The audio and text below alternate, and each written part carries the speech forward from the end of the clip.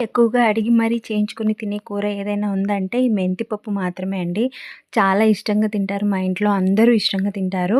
పచ్చిమిరపకాయ వేసేదానికన్నా ఈ విధంగా ఈజీగా చాలా టేస్టీగా చేసేసుకోవచ్చు. తిరగబాత కూడా ఏం అవసరం లేదండి. ఇందులోకి చాలా సింపుల్‌గా నేనైతే కందిపప్పు తీసుకున్నాను. పచ్చి కరివేపాకు, ధనియాలు, మెంతులు, జీలకర్ర, ఎర్రగడ్డలు అలాగే తెల్లగడ్డ, ఒట్టిమిరపకాయలు కారానికి తగ్గట్టుగా వేసుకుంటే సరిపోతుంది.